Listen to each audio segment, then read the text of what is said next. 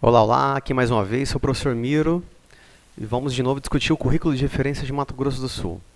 Bom, pessoal, dando sequência, os vídeos anteriores a gente iniciou um pouquinho comentando a respeito dos tópicos de um resumo breve sobre o conteúdo do currículo, apresentando um pouquinho de introdução, falando um pouquinho sobre as 10 competências da BNCC que estão no currículo de referência de Mato Grosso do Sul. Agora a gente vai falar um pouquinho sobre a territorialidade de Mato Grosso do Sul. Então, vamos usar os marcadores. Tem alguma coisa grifada, outras coisas a gente grifa no momento. O que a gente for achando que é de grande valia, de interesse, é bacana. Bom, a territorialidade de Mato Grosso do Sul. Essa parte vai falar um pouquinho sobre aspectos históricos, geográficos, culturais. Então, aqueles das áreas das ciências humanas, geografia, história, sociologia, filosofia, vão reconhecer muito bem. Aos outros que não são, dá uma lida nessa parte, procura alguma coisa, algum portal, algum site, alguma videoaula, que com certeza vai ajudá-los. Item 2, a territorialidade de Mato Grosso do Sul. O estado de Mato Grosso do Sul tem a população estimada de 2.748.023 habitantes, segundo os dados do IBGE, lá para as tantas de 2018. Está aqui, vamos colocar de amarelo. Com a área territorial de 357.145 km². Quantos municípios existem no estado de MS? 79 municípios. Pode ser que entre alguma questão desse tipo, ou alguma questão de verdadeiro e falso. Então, qualquer informação correta já vale pontuação aí. Então, vamos ficar atento. É o sexto estado brasileiro no que diz respeito à extensão territorial. Bom, lá na frente a gente vai ver também outra coisa que ele é importante, tá? É o segundo estado em população indígena, mas vamos seguir que a gente chega até lá. Pessoal, os limites, só olhar para o mapa do estado de Mato Grosso do Sul que a gente consegue reconhecer os limites. Muita gente lembra do Paraná, São Paulo e Mato Grosso, mas tem lá o cantinho de Minas Gerais e uma parte de Goiás também, tá? Então, ó, limites geográficos do estado de Mato Grosso do Sul.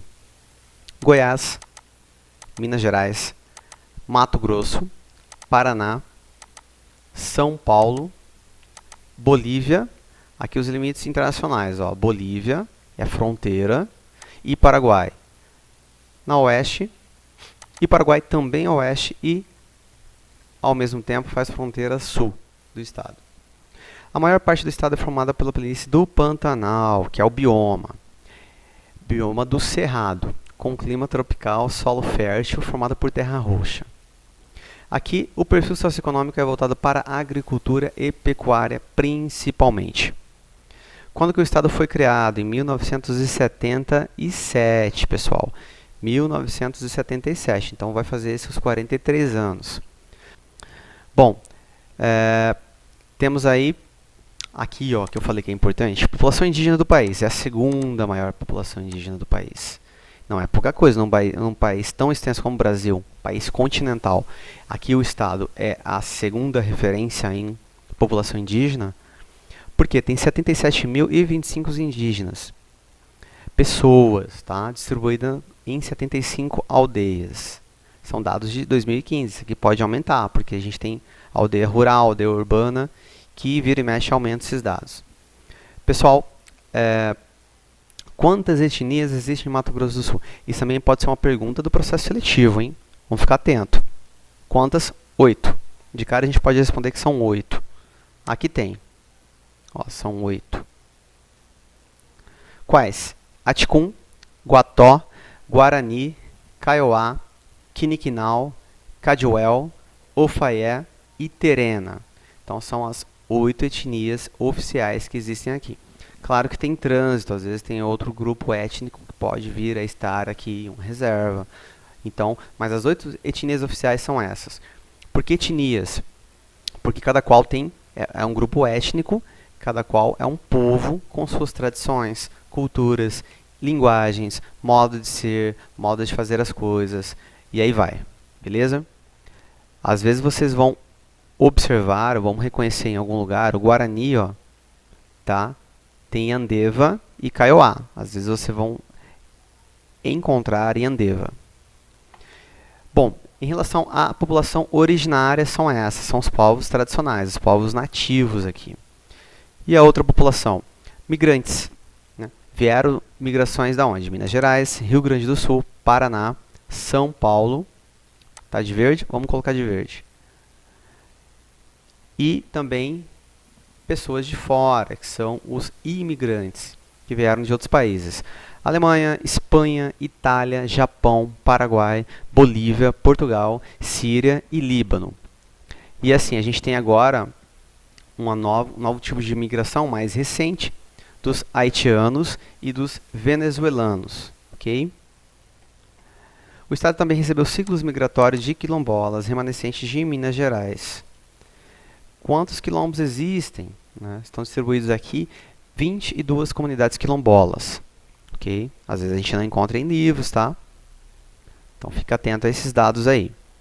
Pessoal, Índice de Desenvolvimento Humano, né? A gente tem o Programa Nacional das Nações Unidas para o Desenvolvimento, PNUD, ou IPEA também, que é o Instituto de Pesquisa Econômica Aplicada, que vão apresentar alguns índices, tá? O Índice de Desenvolvimento Humano aqui é 0,729. É considerado o índice alto. Vamos para frente, vida que segue. Sobre a educação. Né? Destacando que as redes públicas e instituições privadas de ensino de Mato Grosso do Sul, na etapa do ensino fundamental, há 404.450 estudantes matriculados. Isso aqui são dados de 2017. Vou colocar de um tom aqui, azul ciano, azul claro, fica diferente. Desse quantitativo, 98% abrange a população na faixa etária de 6 a 14 anos. Ok? Vida que segue.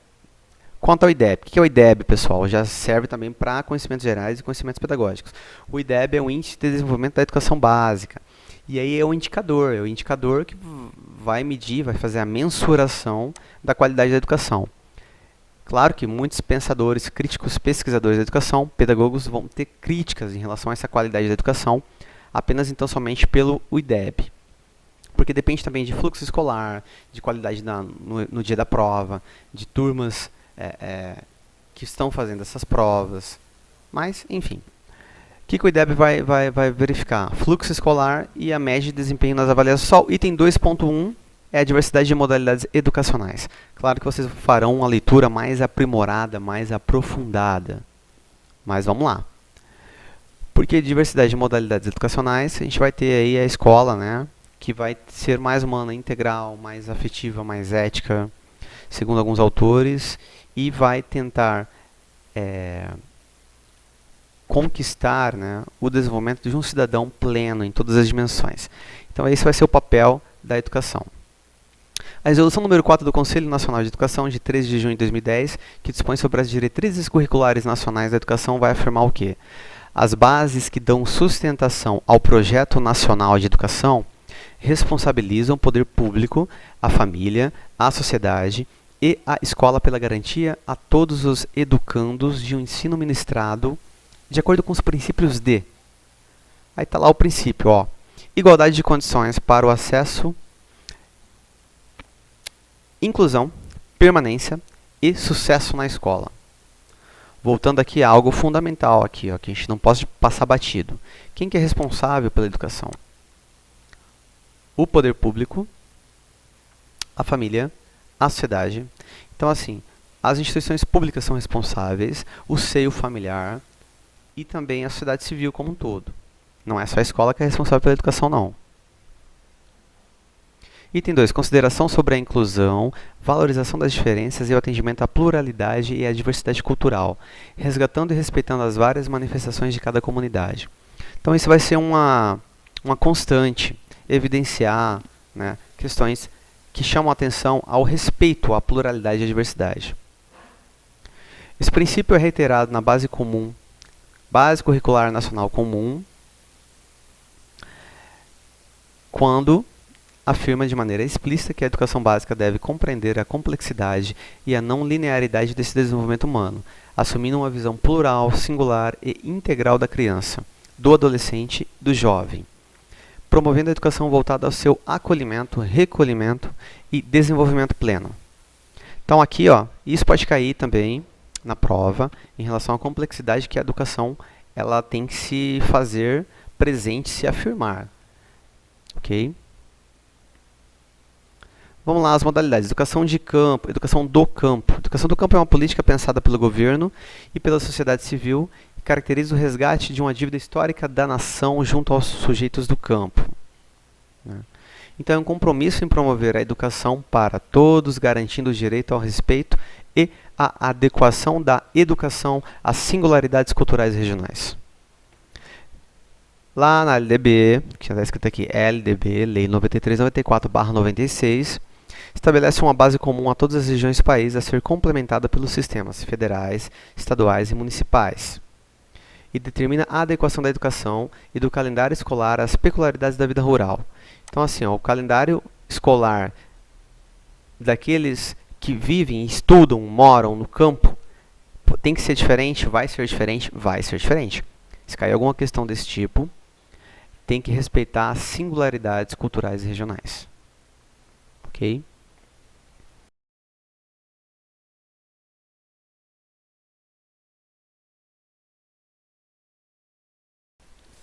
Do que tange ao Estado de Mato Grosso do Sul, a deliberação 7.111 dispõe sobre o funcionamento da educação básica nas escolas do campo.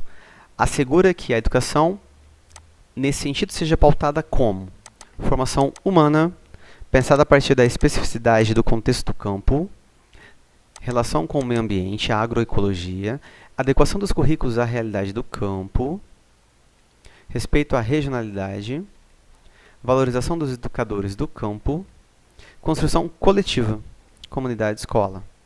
Então, aí são algumas pautas, preceitos que orientam aí a educação do campo. Assim, pode-se promover o protagonismo dos povos do campo com foco no desenvolvimento humano e garantia do direito à educação pensada a partir das especificidades locais, bem como vinculada à sua cultura às necessidades humanas, sociais e locais. Agora, educação especial. Voltando. Educação especial. A educação especial pode ser reconhecida como uma área em expressiva expansão e mudanças. Vamos grifá-la, é importante. É a modalidade da educação escolar oferecida preferencialmente na rede regular de ensino, porque na rede regular de ensino, para os sujeitos estarem presencialmente, né, no mesmo ambiente, no mesmo espaço que a maioria dos sujeitos que estudam na educação regular, para chamar aquilo que nós chamamos de inclusão, que não é mais aquela segregação. Então, ó, essa educação é oferecida para quem? Para educandos com deficiência, com transtornos globais do desenvolvimento, com altas habilidades ou superdotação, de acordo com a LDB. A transversalidade da educação especial é destacada pelo parágrafo 3º do artigo 58 da LDB, o qual dispõe que a oferta de educação especial tem início na educação infantil, estende-se ao longo da vida. Dessa forma, deve-se propor e garantir um sistema educacional inclusivo em todos os níveis e modalidades de ensino. Ó, essa questão pode cair. Quando é que tem a obrigatoriedade? Quando é que vai se propor um sistema educacional inclusivo? Apenas então somente na educação infantil? Não. Nas outras modalidades de ensino e nos outros níveis também.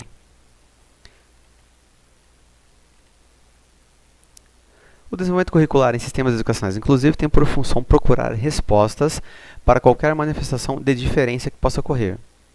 O grande desafio da atualidade é retirar a flexibilização da discussão periférica sobre a diferença e levá-la à questão central.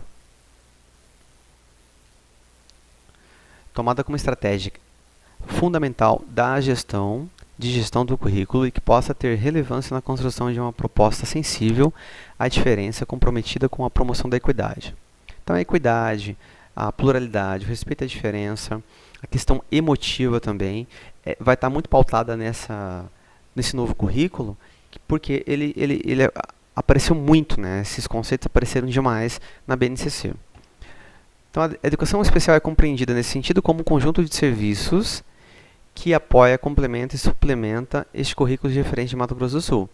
Da mesma forma, articulada, deve integrar a proposta pedagógica da escola, para que, mediante a oferta de recursos de apoio, materiais de acessibilidade e tecnologia assistiva, formação continuada, posta, instrumentalizar o estudante e o professor no contexto da sala de aula. Então, que tenha realmente professores de apoio, que tenha assistentes educacionais inclusivos, para que os professores de sala não ficam aí sem essa instrumentalização, sem essa tecnologia assistiva. Tal compreensão é indispensável, busque as adequações razoáveis que asseguram a efetividade e o êxito dos processos de ensino e aprendizagem exigem ampla avaliação de habilidades e competências de cada estudante. Então, o estudo de caso, o plano de atendimento educacional especializado e aí tudo mais. Pessoal, leiam mais sobre isso, é de muita importância, de grande valia, tá? Beleza? Vamos seguir. Vamos seguir. Outra modalidade é a educação escolar indígena. A educação escolar indígena do Brasil vem obtendo significativos avanços desde a década de 70. No que diz respeito à legislação que regula mediante os avanços legais e as novas perspectivas para o reconhecimento da necessidade de uma educação específica, diferenciada e de qualidade para populações indígenas. Desde a Constituição de 88, tem garantido uma educação intercultural, uma educação bilíngue e diferenciada, que atualmente vem sendo regulamentada em vários documentos que dão garantia legal e jurídica para a educação escolar de qualidade em áreas indígenas. Então, ela tem um fundamento aí legal e jurídico. O que a LDB vai dizer? Ela vai orientar e especificar que a educação brasileira, no que diz respeito à educação escolar indígena, afirma que a educação para os povos indígenas deve ser intercultural e bilíngue. Artigo número 78 da LDB. Vamos trocar de cor aqui, verde. No artigo 79, prevê o quê? Que a União apoiará técnica e financeiramente os sistemas de ensino por meio de estados e municípios. Em 1998, o Ministério da Educação publicou o Referencial Curricular Nacional para Escolas Indígenas, objetivando oferecer subsídios para a elaboração de projetos pedagógicos, com o intuito de orientar a prática educativa de professores e profissionais da educação em cursos nas áreas indígenas. Ok? Para a educação intercultural. Tem mais uma resolução SEB 3, Diretrizes Nacionais para o Funcionamento das Escolas Indígenas, estabelece no artigo 1º.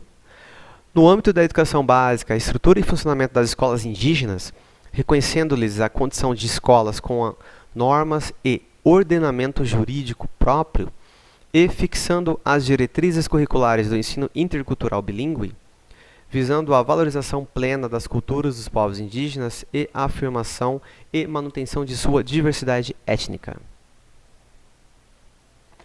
Então é isso, leiam mais, se aprofundem mais, né? Porque não podemos, né, retroagir, retroceder nos avanços que foram conquistados. Tá aí, ó, avanços legais. Item 2.5, educação de jovens e adultos, amarelo. Pensar sujeitos para a educação de jovem e adultos em Mato Grosso do Sul é compreender essa modalidade de ensino na multiplicidade de circunstâncias e na dinâmica social contemporânea em que essa diversidade se estabelece.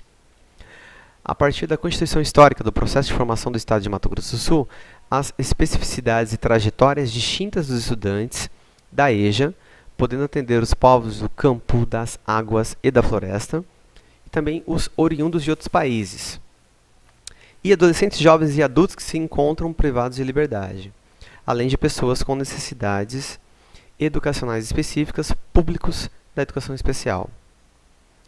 Então, a educação da EJA, ela se configura a partir, né, dessa dimensão aí e dessa dimensão e dessas pessoas. Vamos seguir. Nessa perspectiva, percebe-se que os adolescentes, jovens e adultos que buscam cursos de educação em jovens e adultos procuram mais do que conhecimentos prontos para serem reproduzidos, querem sentir-se sujeitos ativos e participativos na sociedade em que estão inseridos. O currículo da educação de jovens e adultos deve contemplar uma forma de organização abrangente, na qual os conteúdos culturais relevantes estão articulados à realidade, em que o adolescente, o jovem e o adulto se encontram, viabilizando um processo integrador dos diferentes saberes, a partir da contribuição das diferentes áreas do conhecimento. Aqui a ideia é contextualizar o currículo para que o jovem, né, aprenda e se sinta bem. Vamos aí relembrar Paulo Freire e a sua pedagogia para os adultos. Item 2.6, Educação Quilombola. Vai ficar no próximo vídeo. Vem com a gente. Até mais.